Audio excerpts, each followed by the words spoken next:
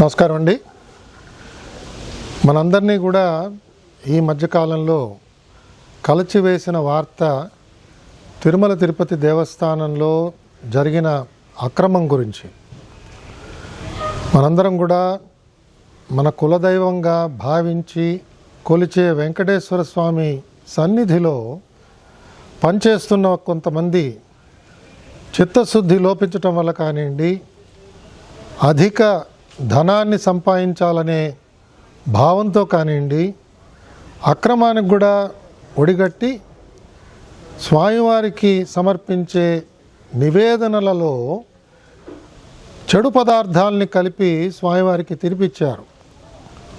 దురదృష్టం ఏమిటంటే ఇవాళ బొంకించి అసలు తప్పే జరగలేదన్నట్టుగా మాట్లాడటం కూడా చాలా శోచనీయం.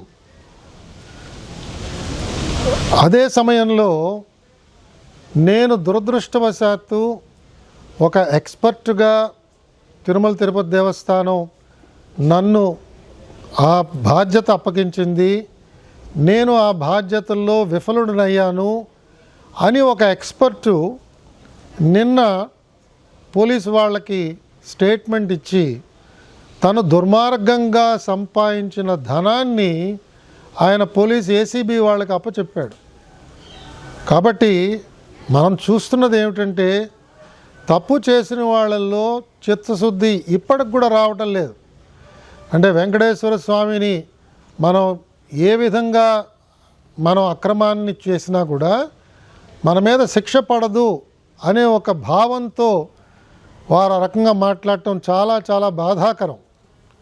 మనం ఒకసారి పూర్వపరాల్లోకి వెళితే తిరుమల తిరుపతి దేవస్థానం ప్రతిరోజు సుమారు 13,000 కిలోల నుంచి 18,000 కిలోల దాకా నెయ్యి కొనుగోలు చేస్తుంది. మనందరికీ తెలిసిందే, స్వామివారి ప్రసాదం అనగానే మనందరికీ మనస్సులో మెలిగేది శ్రీవారి లడ్డు.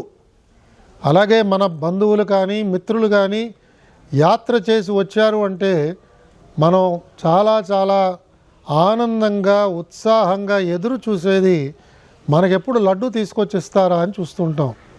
పరీక్షలకు వెళ్ళే విద్యార్థులు, కళ్యాణం చేయించుకునే పెద్దవాళ్ళు, వృద్ధాప్యంలో చేసుకుంటున్న ఉత్సవాల్లో కూడా స్వామివారి యొక్క ప్రసాదాన్ని అపురూపంగా భావించే జాతి మనందరిది కూడా. యావత్ భారతదేశం అంతా కూడా వీళ్ళందరూ ఇవాళ ఉండి వాళ్ళందరూ కూడా భారతదేశంలో ఎక్కడికి వెళ్ళినా కూడా తిరుమల గురించి, కలియుగ ప్రత్యక్ష దైవం గురించి మాట్లాడుతున్నప్పుడు స్వామివారి ప్రసాదం గురించి మాట్లాడతారు. మరి కేవలం లడ్డూ ప్రసాదం ఒకటే కాకుండా స్వామివారి అన్నప్రసాదాల్లో కూడా అదే నెయ్యి వాడతారు. ఉపదేవాలయాల్లో కూడా వాడే నెయ్యి ఈ విధంగానే తిరుమల తిరుపతి దేవస్థానం వాళ్ళు ప్రొక్యూర్ చేసి ఇస్తుంటారు. కొన్ని ప్రాంతాల నుంచి వస్తున్న నెయ్యి మనకి క్వాలిటీ బాగా లేదు, నాణ్యత లేదు అని తెలిసినప్పుడు వాళ్ళకి నోటీసులు ఇచ్చి వాళ్ళని ఆపేయడం విధిగా జరుగుతూ ఉంటుంది. తిరుమల తిరుపతి దేవస్థానం ఆధ్వర్యంలో ప్రొక్యూర్మెంట్ కమిటీ వాళ్ళు ఈ ప్రొక్యూర్మెంట్ చేస్తుంటారు.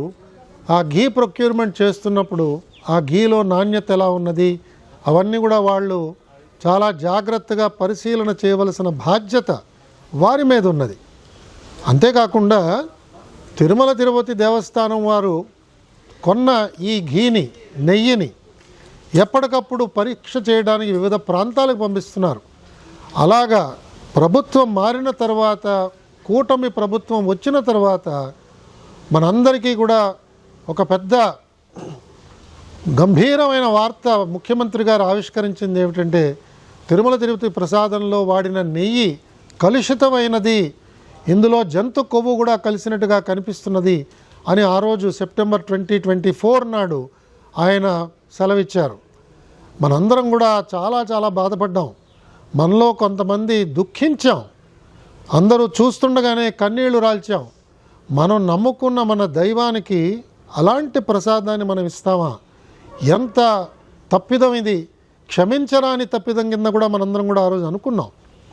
దాన్ని వెంటనే ప్రభుత్వం చర్యలు తీసుకుని ఎంక్వైరీ చేయడానికి ఒక డిఐజీ స్థాయి అధికారిని వెంటనే ఎంక్వైరీ ఆఫీసర్గా పెట్టి ఎస్ఐటీని ఫామ్ చేసిన తర్వాత ఎవరైతే తప్పు చేసి ఉంటారని మనం అందరం భావిస్తున్నామో వారు సుప్రీంకోర్టుకు వెళ్ళి మేమేం తప్పు చేయలేదని చెప్పి ఆ రోజు బొంకారు. అప్పుడు సుప్రీంకోర్టు ఏర్పాటు చేసిన స్పెషల్ ఇన్వెస్టిగేషన్ టీం ఈ అంశంలోకి వెళ్ళి వారు అనేక మంది ఎక్స్పర్ట్స్ని, రాష్ట్ర ప్రభుత్వ పోలీస్ యంత్రాంగంలో ఉన్న సభ్యులు, సిబిఐలో ఉన్న సభ్యులు అందరినీ కూడా, అలాగే ఎఫ్ఎస్ఎస్ఏఐ అంటే ఆహార నాణ్యతని పరీక్ష చేసే ఒక ఏజెన్సీ, కేంద్ర ప్రభుత్వ స్థాయిలో ఉన్న ఏజెన్సీ ప్రతినిధులు, వీరందరినీ కలిపి ఎస్ఐటి ఏర్పాటు చేశారు. కాబట్టి ఇవాళ వారిచ్చిన రిపోర్ట్ని అందరం కూడా జాగ్రత్తగా పరిశీలన చేద్దాం. ఇవాళ ఉన్న ప్రభుత్వం, ఇవాళ బోర్డులో పనిచేస్తున్న చైర్మన్ గారు కానీ, ఎగ్జిక్యూటివ్ ఆఫీసర్ గారు కానీ, గౌరవ ధర్మకర్తల మండలి సభ్యులందరినీ కూడా మనం ఆశించేది, కోరేది, భవిష్యత్తులో ఇలాంటి చర్యలు రాకుండా ఎలాంటి చర్యలు మనం తీసుకోవాలి. ఇలాంటి తప్పిదాలు జరగకూడదు. ఇది తప్పిదమే కాదు, ఇది దుర్మార్గం.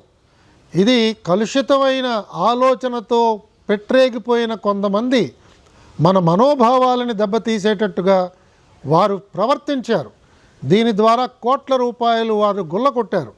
స్వామివారిది ఒక్క రూపాయి మన జేబులో పడినా కూడా మన చేతుల్లోంచి 10 రూపాయలు వెనక్కి వెళతాయనే ఒక సత్యం త్వరలోనే నిరూపణ అవుతుందని కూడా నాలాంటి వాళ్ళు భావిస్తున్నారు.